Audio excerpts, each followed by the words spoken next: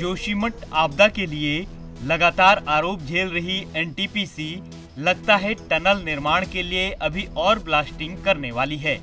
NTPC के chief GM RP Ahirwar और अपर महाप्रबंधक भूविज्ञान भुवनेश कुमार के बयानों से तो ऐसा ही लग रहा है। एनटीपीसी के ये दोनों अफसर जोशीमठ भू धसाव के लिए परियोजना की टनल को जिम्मेदार मानने से भी इनकार कर रहे हैं। दोनों अफसरों ने एनटीपीसी की परियोजना के बारे में बात की। हम पहले भी कह चुके हैं कि एनटीपीसी की टनल से जोशीमठ के धसाव का कोई संबंध नहीं है। जो भी हमारी ड्राइंग्स हैं, जो भी हमारी स्टडीज़ हैं, उसका हमने विश्लेषण किया है और उस नतीजे पर पहुंचे हैं कि इससे दूर दूर तक इसका कोई नाता नहीं है। देखिए, दो इसके पहलू हैं। एक तो हमारी जो टनल है 12 किलोमीटर की है, जिसमें कि 8.5 किलोमीटर लगभग टनल बोरिंग मशीन से बनेगी और बाकी ड्रिल ब्लास्ट मेथड से बनेगी, जिसमें कि हम ब्लास्टिंग करते हैं। जो ब्लास्टिंग वाला एरिया है वो जोशीमठ के क्षेत्र से लगभग, अगर सीधे दूरी देखें, एरियल डिस्टेंस देखें, तो लगभग 11 किलोमीटर है। 11 किलोमीटर तक किसी प्रकार के ब्लास्ट का जो टनल के अंदर होता है प्रभाव पड़ना बिल्कुल भी संबंध नहीं रखता है। जो टनल बोरिंग मशीन है, ये भी अगर आपने देखा होगा कि ये टनल जो है औली के पर्वत के नीचे से जा रही है, जोशीमठ एरिया से नहीं। आपको पता होगा कि जोशीमठ जो है वो एक लूज और पत्थरों के ढेर पर बसा हुआ है और कोई भी टनल इस पत्थरों के ढेर के थ्रू नहीं गुजर सकती है। तो टनल जोशीमठ के नीचे से नहीं जा रही है, बल्कि लगभग 1 किलोमीटर पीछे दूर से जा रही है और रॉक के अंदर है। काफ़ी कॉम्पिटेंट रॉक है और उस रॉक के अंदर जो बोरिंग होती है वो टनल बोरिंग मशीन से होती है, जिससे कि उसके सराउंडिंग में जो भी रॉक मास है वो डिस्टर्ब नहीं होता है। तो उससे किसी प्रकार की क्षति हो सकती आसपास के एरिया का, ये सही नहीं है। देखिए, दरारें तो किसी भी तरीके से हमारी टनल बोरिंग मशीन की नहीं हो सकती हैं।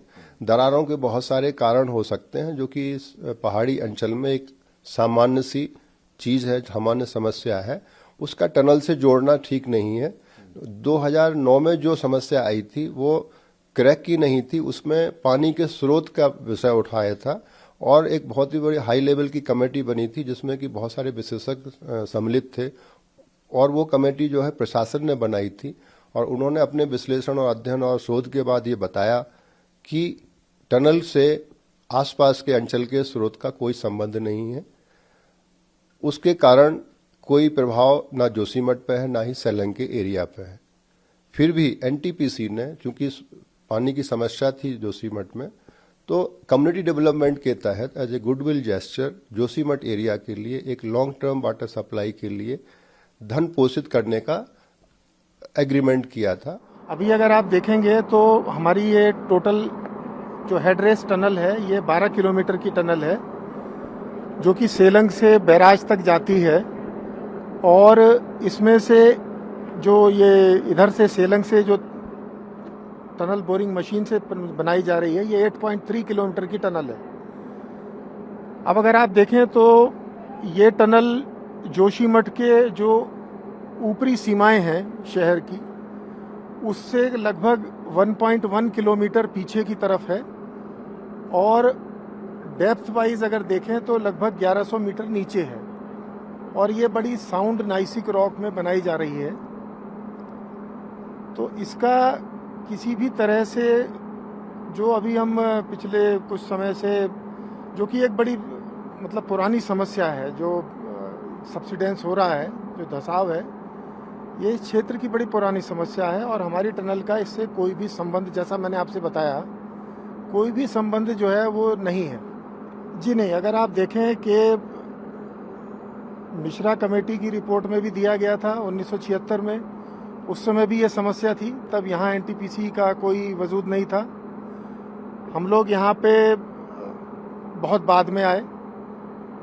अभी अगर आप देखें, जैसा मैंने आपसे कहा कि इस टनल में किसी भी तरह की ना तो ब्लास्टिंग की जाती है और ये टनल अभी चार्ज भी नहीं है, मतलब कि इसमें कोई पानी भराव ही नहीं है। बैराज से इसमें कोई पानी भरा नहीं गया है जिसका कि कोई रिसाव संभव हो।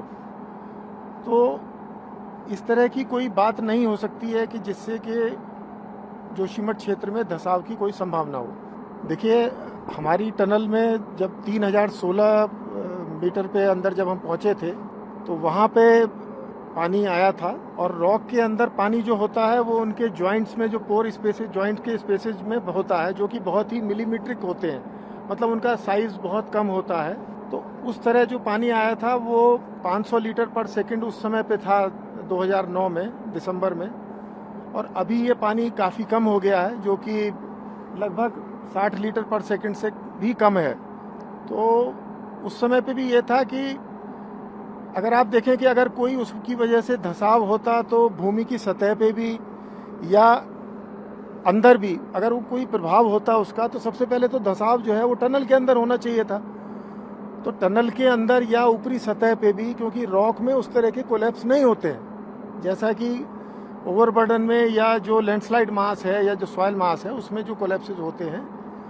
और जिस तरह के एपर्च्ड एक्वीफर्स जो हैं वो कहीं लोकली उसमें सॉइल वगैरह में बनते हैं, रॉक में इस तरह के नहीं होते हैं। देखिए, जब भी किसी परियोजना का निर्माण होता है तो सभी जितनी हमारी एपेक्स बॉडीज़ हैं, जो हमारी स्टैट्यूटरी बॉडीज़ हैं, चाहे वो सेंट्रल इलेक्ट्रिसिटी अथॉरिटी हो, जीएसआई और सीडब्ल्यूसी के रिकमेंडेशन के बाद सीए उसकी जो है वो क्लियरेंस करता है।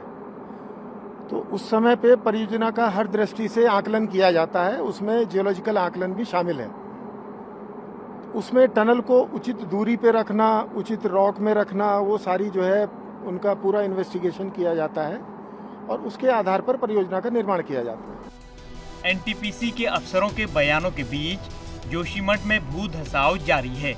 दरार वाले भवनों की संख्या 850 से ऊपर पहुंच चुकी है।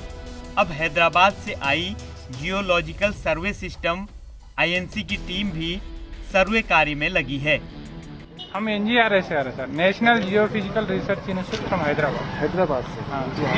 CSIR हैदराबाद। जोशीमठ भू धंसाव को जांचने में लगी एजेंसियों की रिपोर्ट के बाद ही पता चल सकेगा कि एनटीपीसी के दावों में कितना दम है। Desk report, ETV Bharat.